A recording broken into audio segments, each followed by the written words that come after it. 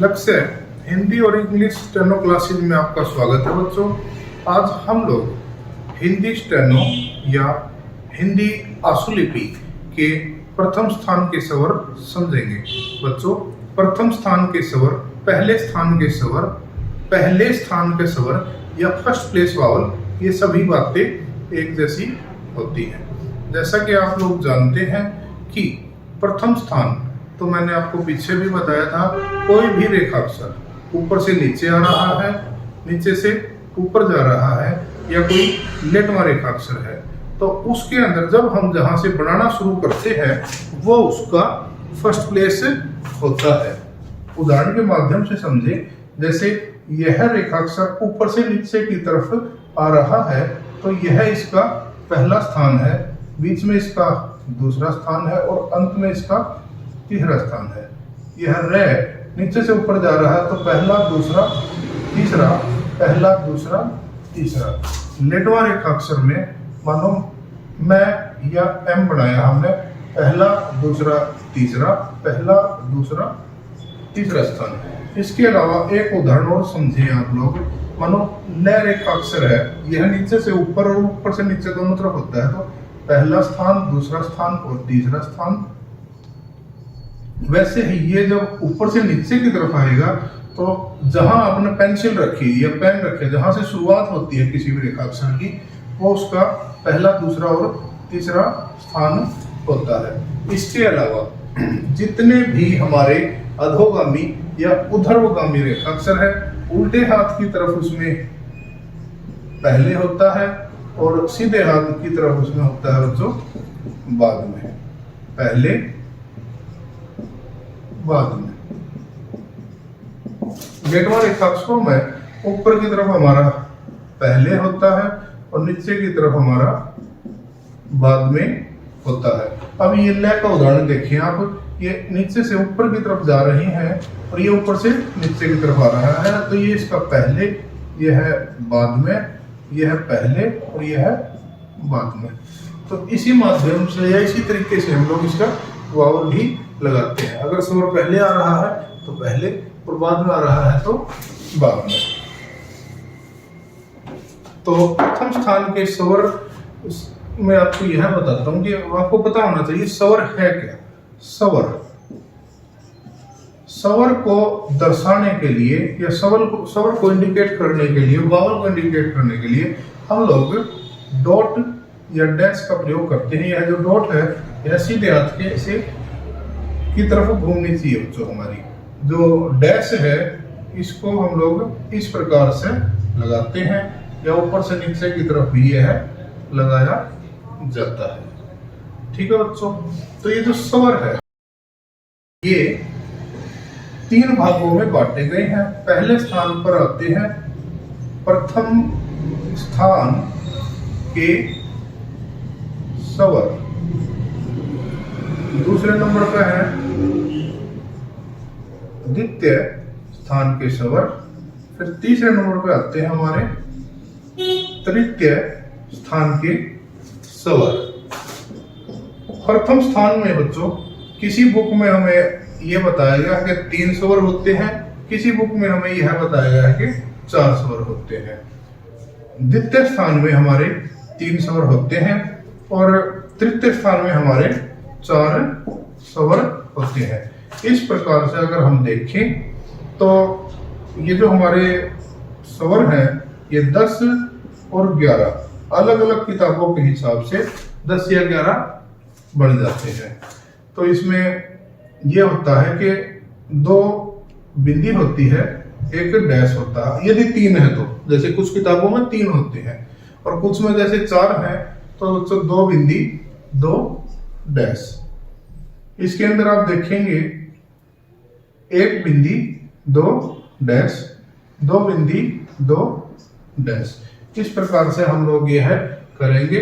प्रथम स्थान के अंदर जो हमारे स्वर हैं, जो 3 या 4 जो भी है, वो होते हैं आ की आवाज आती है, उसके लिए हम प्रथम स्थान का स्वर मानते हैं इसको और बिंदी का प्रयोग किया जाता है। इसके अलावा है हल्का ए या ऐ, जैसे उदाहरण के माध्यम से देखें, जैसे मैना वगैरह होता है या ऐनक है, ये इस श्रेणी में आते हैं। इसके लिए भी हम लोग बिंदी का प्रयोग करते हैं। यह हमारा पहला है, यह हमारा दूसरा स्वर हो गया। तीसरे नंबर पर औ की आवाज आएगी बच्चों, औ। इसको इस प्रकार से भी लिखा जाता है, जैसे और एंड वाला। इसके लिए हम लोग डैश लगाएंगे। और चौथे नंबर पे हमारा जो किसी किताब में है, किसी में नहीं है, वह है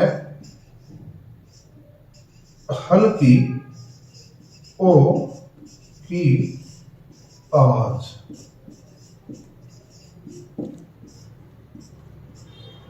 इसको आप इस प्रकार से समझें कि ये इस प्रकार से होता है बच्चों। इसके लिए हम लोग डैश लगाएंगे। तो ये जो हमारे ऊपर से नीचे की तरफ जो पहले जो दो स्वर हैं, ये गाढ़े हैं। गाढ़े और हल्के का प्रयोग जो स्कूल में या ITI में जाने वाले बच्चे हैं वो करेंगे। और ये जो बाद वाले हैं, ये हल्के स्वर हैं। ठीक है बच्चों, अब अपना जो वो है शुरू करते हैं, किस प्रकार से हमने इनको बनाना है। जब आप प्रथम स्थान के स्वरों का अभ्यास करते हैं बच्चों, तो उसके अंदर जो सबसे जो जरूरी चीज है वो यह होती है कि उसकी प्लेसमेंट या उसको कैसे हमने रखना है। तो प्रथम स्थान के जितने भी स्वर होंगे, जब भी हमेशा इस बात का आपने ध्यान देना है कि जो अधोगामी रेखाक्षर है, डाउनवर्ड स्ट्रोक है, ऊपर से नीचे आने वाले रेखाक्षर है, चाहे वह अकेला है, चाहे वह शुरू में आ रहा है, चाहे वह अंत में आ रहा है, चाहे वह बीच में आ रहा है, चाहे लेटवां रेखाक्षर आ रहा है या लेटवां के बाद में ऊर्ध्वगामी आ रहा है या दो लेटवां रेखाक्षर आ रहे हैं, तो हमारा पहला रेखाक्षर आप देखेंगे कि वो लाइन से ऊपर ही समाप्त हो जाता है, लाइन को नहीं छूता है। लेकिन अगर दो अधोगामी रेखाक्षर आ रहे हैं तो पहला वाला लाइन से ऊपर समाप्त हो जाएगा, दूसरा लाइन को काटेगा। मैं आपको स्वरों के बारे में जब आपको बताऊंगा, उदाहरण दूंगा, तो आपको और अच्छे से ये चीजें क्लियर होंगी। तो इसके अंदर बच्चों हमारा जो पहला स्वर है वो है आ।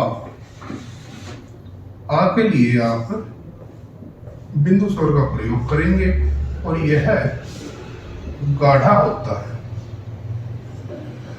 हल्के गाढ़े का प्रयोग जिसने करना है वो बच्चे कर लेंगे। इसमें आप समझें, जैसे आप, ये हमने पै बनाया बच्चों, स्वर पहले आ रहा है तो उल्टे हाथ की तरफ हमने इसको लगा दिया आप।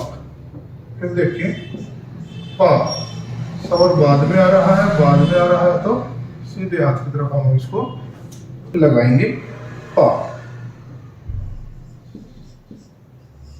आज स्वर जैसे पहले आ रहा है तो जय लाइन से ऊपर रहेगा, स्वर जो है उल्टे हाथ की तरफ या बाएं हाथ की तरफ लगेगा। आज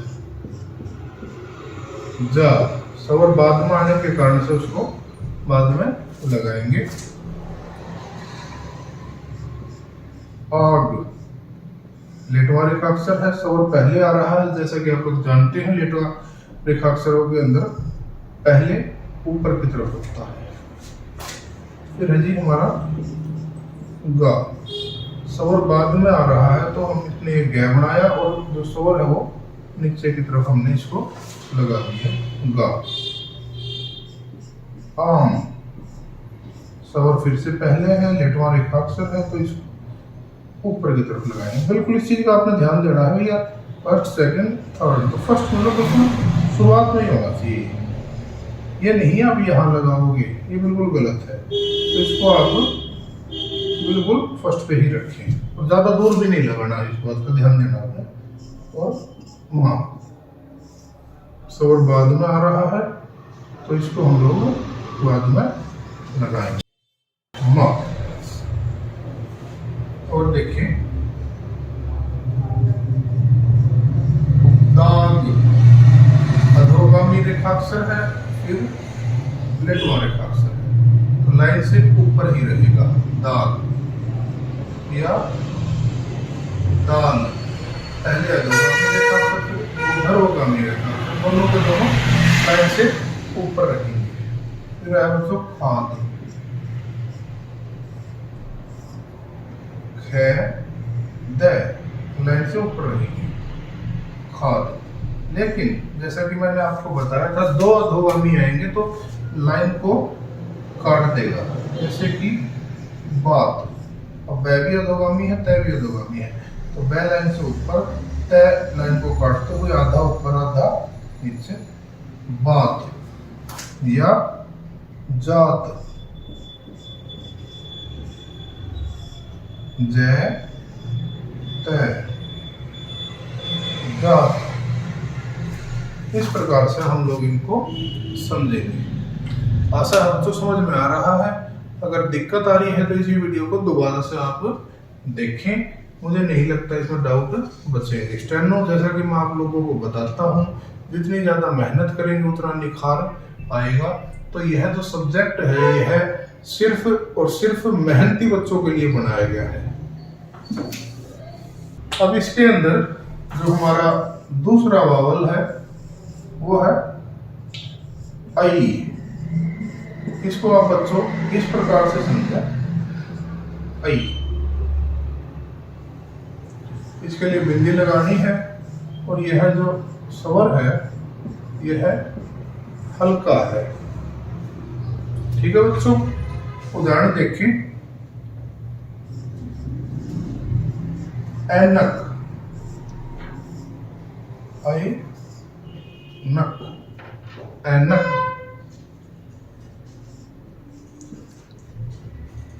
एस से सलूम, और पहले आ रहा है तो पहले लगा दिया एस। ऐसा,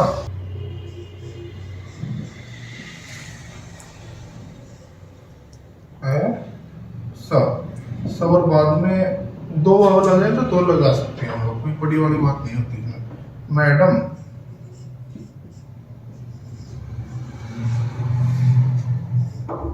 मैं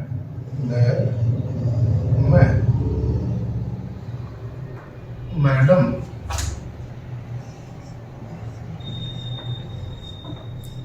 पैर, पैर, पैर। या पैसा,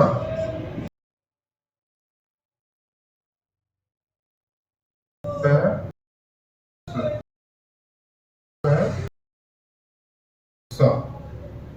तो बच्चों ये जो सबसे जरूरी बात है वो यह है कि मतलब शब्द के अंदर जैसे आपने देखा इसमें दो स्वर आ रहे हैं, दो स्वर आ रहे हैं, तो जो सबसे पहला स्वर है उसके अकॉर्डिंग आउटलाइन बनानी है आपने।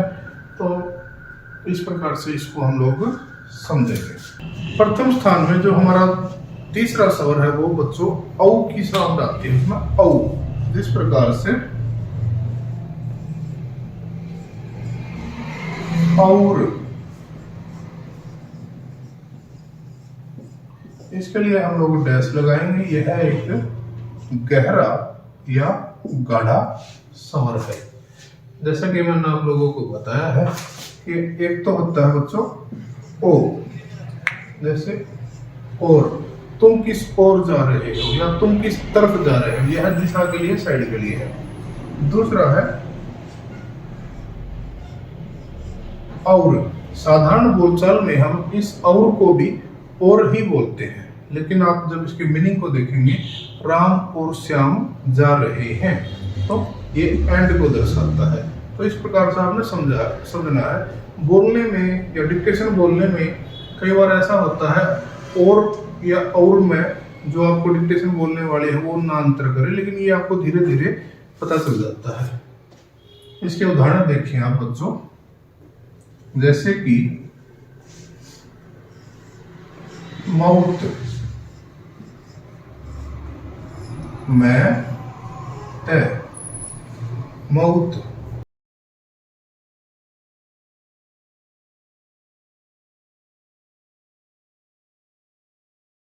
रौब,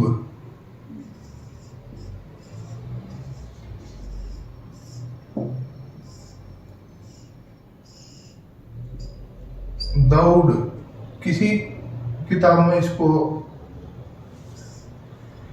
इसको काटा गया है, किसी में नहीं काटा गया, तो वो अपने हिसाब से देख ले, कोई दिक्कत नहीं है। जिसका जैसा सिलेबस है उस हिसाब से मैं करवाऊंगी। दौड़, गौतम, गौतम,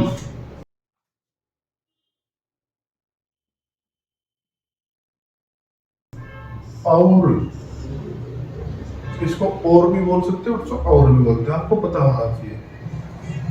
और ये मोर है, ये मौर हो, मौर। इस प्रकार से आप इन चीजों को समझेंगे। रोचक, ये रोचक है, और अगर इसमें ये बना दिया तो रोचक, रोचक। इस प्रकार से आप बच्चों इसको समझेंगे। ये हमारा फर्स्ट प्लेस के अंदर जो तीसरा स्वर है वो आ गया। अब इसके बाद में जो हमारा प्रथम स्थान के स्वर में जो चौथा स्वर है, जो किसी बुक में दे रखा है, किसी बुक में नहीं दे रखा, वो आपको समझाना जा रहा हूं मैं। तो आपको जो पता होना चाहिए, जिसके सिलेबस में नहीं है वो भी देख ले, पता चल जाए। मानो कभी भविष्य में इस प्रकार का कोई शब्द आता है तो आपको दिक्कत नहीं आएगी उसमें। तो इसके अंदर बच्चों जो हमारा चौथा स्वर है वो है हल्की ओ की आवाज, हल्की ओ की आवाज। चलिए बच्चों हम लोग डैश लगाएंगे। यह एक हल्का स्वर है। उदाहरण के माध्यम से समझे आप लोग। जैसे शब्द आता है जी गॉड,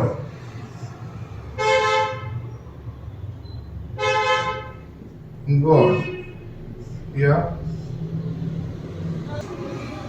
डॉग,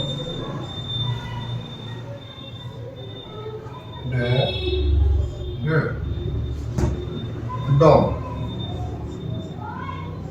रॉक, जैसे रॉक स्टार, रॉक। वो जो हमारा रोकना वाला होता है वो ये इस प्रकार से होता है, जो कि आगे भविष्य में द्वितीय स्थान के स्वर में आपको पता चलेगा। फिर है नॉट, नॉट। एक जो कोई चीज नोट करनी होती है वो यह होती है नोट। तो ये अंतर आपको आगे धीरे धीरे पता चलेंगे। स्टेनो के अंदर बच्चों, बच्चे की जो है ना, तो कोई हिंदी कर रहा था उसकी हिंदी में, कोई इंग्लिश कर रहा था इंग्लिश में, और अगर कोई दोनों हिंदी और इंग्लिश दोनों स्टेनो कर रहा है तो उसकी दोनों के ऊपर जबरदस्त अच्छी कमांड हो जाती है, क्योंकि डेली रूटीन में हम इन चीजों को करते हैं। फिर जी जॉब,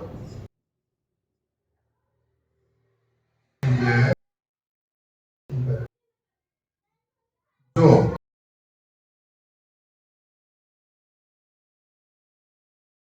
हॉट है,